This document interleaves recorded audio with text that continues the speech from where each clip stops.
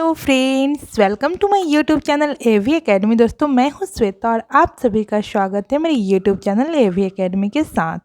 दोस्तों, अगर आपने हमारे यूट्यूब चैनल एवी एकेडमी को भी सब्सक्राइब नहीं किया तो सब्सक्राइब कर लें, बेल आइकन को दबा दें ताकि लेटेस्ट अपडेट आपको मिलता रहे। तो चलिए शुरू करते हैं क्लास को। आज का क्लास इसमें हम लोग हिंदी के इंपॉर्टेंट क्वेश्चन को देखेंगे जो कि सीटेट के एग्जाम के पॉइंट ऑफ व्यू से बहुत ही ज़्यादा इंपॉर्टेंट है। तो चलिए शुरू करते हैं क्लास को। पहला क्वेश्चन देखते हैं हम लोग। एक मिनट। हमारा पहला क्वेश्चन है, पूरी पाठ्यचर्या में डैश में भाषा की भूमिका को अनदेखा नहीं किया जा सकता।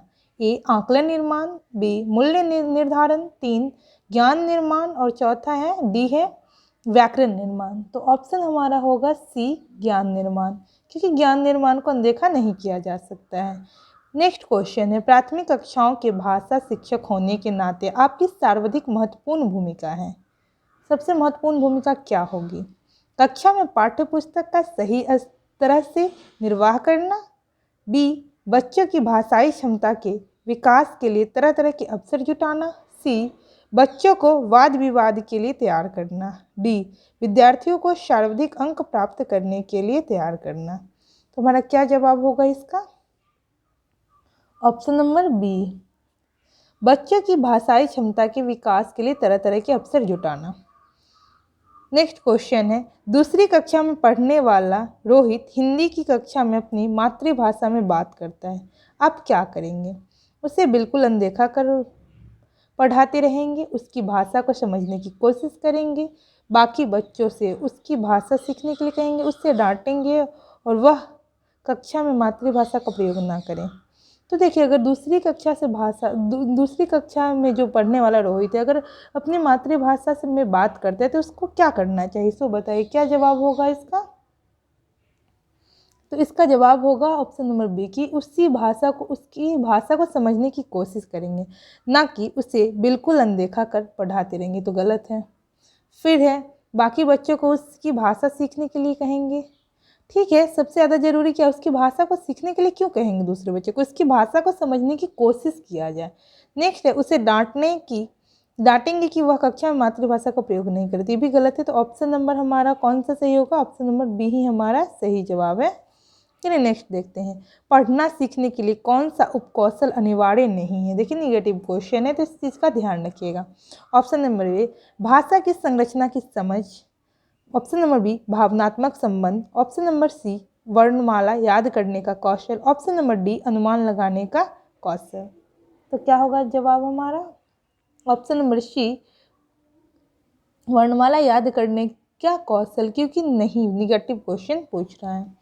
नेक्स्ट है हमारा, द्विभाषी बच्चे डैश विकास सामाजिक सहिष्णुता और डैश चिंतन में अपेक्षाकृत बेहतर हैं। ऑप्शन नंबर ए संक्रियात्मक केंद्रित, ऑप्शन नंबर बी संज्ञानात्मक सीमित, ऑप्शन नंबर सी संज्ञानात्मक या विस्तृत, ऑप्शन नंबर डी संक्रियात्मक या सीमित। तो क्या सही होगा? इसका जवाब क्या होगा? तो ऑप्शन नंबर सी होगा, क्योंकि द्विभाषी बच्चे संज्ञानात्मक विकास, सामाजिक सहिष्णुता और विस्तृत चिंतन में अपेक्षाकृत बेहतर होते हैं। तो ऑप्शन नंबर सी सही है। नेक्स्ट है, निम्नलिखित में से किसके अभाव में हम पढ़ नहीं सकते हैं? ए संयुक्ताक्षरों की पहचान, बी लिपि से परिचय, सी बाराखड़ी से परिचय, डी वर्णमाला की क्रमबद्धता का ज्ञान। तो जवाब होगा वर्णमाला की क्रमबद्धता के ज्ञान जो है हमारा इसका जवाब होगा कि इसके अभाव में हम पढ़ नहीं सकते हैं। चलिए नेक्स्ट क्वेश्चन देखते हैं, भाषा और विचार के संबंध में चर्चा में अग्रगणी है। कौन अग्रगणी है? Option number A Vygotsky, option number B पियाजे, option number C Skinner, option number D Chomsky. तो क्या होगा इसका जवाब? ऑप्शन नंबर ए वाइगोत्स्की जो है, जो भाषा और विचार के संबंधों में सबसे ज़्यादा अग्रगणी है, चर्चा में है। नेक्स्ट क्वेश्चन देखते, सिद्धार्थ की माँ ने अपने परिवार के सदस्यों से अनुरोध किया कि वे घर में एक ही भाषा का प्रयोग करें, जिससे कि सिद्धार्थ की भाषाई विकास ठीक से हो सके। उसके बारे में आप क्या कहेंगे?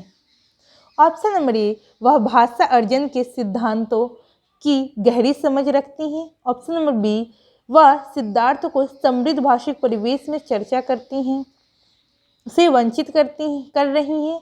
ऑप्शन नंबर बी को फिर से देखते हैं, वह सिद्धार्थ को समृद्ध भाषिक परिवेश से वंचित कर रही हैं। ऑप्शन नंबर सी, वह सिद्धार्थ के भाषिक परिवेश में किसी प्रकार का अवरोध नहीं चाहती हैं। ऑप्शन नंबर डी, वह सिद्धार्थ के भाषाई विकास के लिए विशेष प्रयत्न कर रही हैं। तो क्या जवाब हमारा सही होगा? ऑप्शन नंबर बी होगा कि वह सिद्धार्थ को समृद्ध भाषिक परिवेश से वंचित कर रही हैं, क्योंकि एक ही भाषा बोलने को कह रही हैं ना।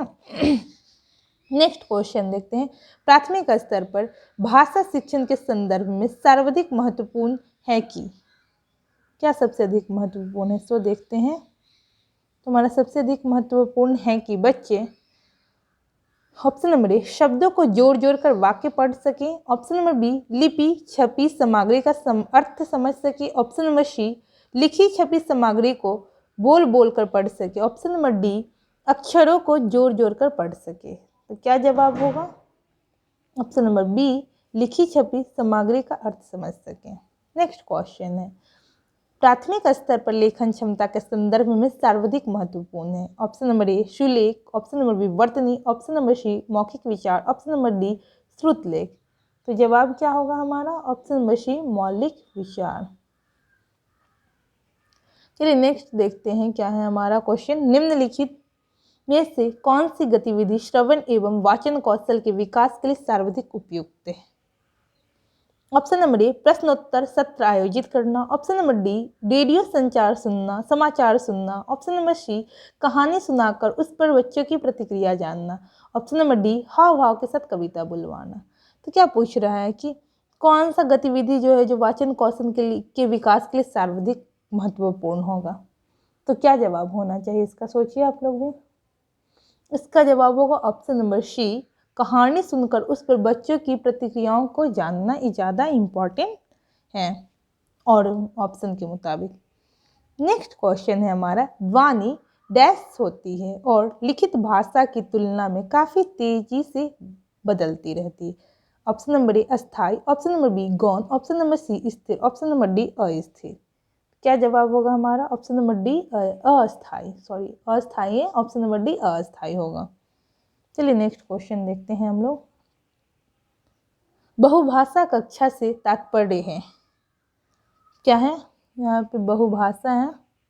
बहुभाषा कक्षा से तात्पर्य है ए, जिस कक्षा के शिक्षक शिक्षिका 2 या 2 से अधिक भाषाएं पढ़ लिख सकते हैं, जिस कक्षा में कम से कम 2 भाषाओं में पाठ्यपुस्तक उपलब्ध हो।